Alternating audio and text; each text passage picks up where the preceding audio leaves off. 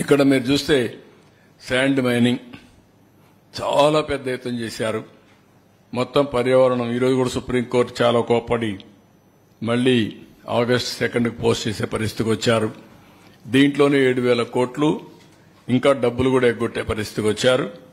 ఇంకొక పక్కన violations, environment regulations మొత్తం కూడా sand mining in reverse using heavy machinery వాడకూడదు. రిజర్వ్ ఫారెస్ట్ ల్యాండ్స్ అన్ని ఇది చేసే పరిస్థితికి వచ్చారు. Expired lease old dumps and యూనివర్సిటీలో కూడా ఆపరేట్ చేసే పరిస్థితికి వచ్చారు.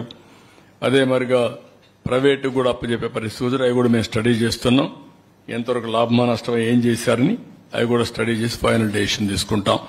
దెన్ నెక్స్ట్ ఇంకొక పక్కన ఇక్కడ చూస్తే మీరు మాన్యువల్ పర్మిట్స్ ఇవ్వడం, క్యాష్ పేమెంట్స్ తీసుకోవడం, ఇర్రెగ్యులర్ సబ్మిషన్స్ ఆఫ్ రిటర్న్స్ పెట్టడం, ఎక్కడ కూడా డాక్యుమెంట్ లేకుండా చేయడం, forcible transfer of lease rights చేయడం, టార్గెటెడ్ ఇన్స్పెక్షన్ అది కాని వాడు వినకపోతే కొంతమందిని పంపించి టార్గెటెడ్ ఇన్స్పెక్షన్ చేసి హెవీ పెనాల్టీస్ వేయడం, selective blocking of lease IDs, dealers అవన్నీ చేయడం, ఇవన్నీ చేసి మొత్తం కూడా మీరు చూస్తే ఏమాత్రం ఒకప్పుడు ఫస్ట్ కమ్ ఫస్ట్ సర్వ్డ్ ఉండేది.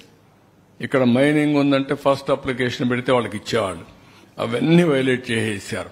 ఇష్టానుసారంగా చేయడం, అదే మరిగా కీ రెగ్యులేషన్స్ అన్ని కూడా వైలేట్ చేయడం, ఇంకొక పక్క ముందిచ్చినట్టు కూడా క్యాన్సిల్ చేసి వీళ్ళు ఇష్ట ప్రకారం ఇచ్చి ఒకవేళ కోర్టు పైన బెదిరించడం, ఇలాంటి చాలా చేశారు. ఇవన్నిటి వల్ల 9,750 కోట్ల రూపాయలు మినరల్ రెవెన్యూ నష్టం వచ్చిందని ఒక ఎస్టిమేట్ చేశాం. ఇది మల్టీఫోల్డ్ ఉంటుంది. ఇంతేకాదు నెక్స్ట్ అంత మునుపైతే శాండ్ పాలసీ 2016లో ఫ్రీ పాలసీ ఉండేది, ఫ్రీ శాండ్ ఉండేది. ఆ రోజు కూడా ఇంప్రూవ్డ్ మొత్తం అవైలబిలిటీ చాలా బాగుండేది. Is of access to consumers ఉండేది. ఇంకో పక్క అఫోర్డబుల్ ప్రైస్ ఉండేటివి.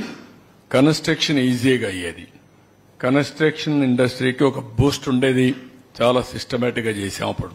నెక్స్ట్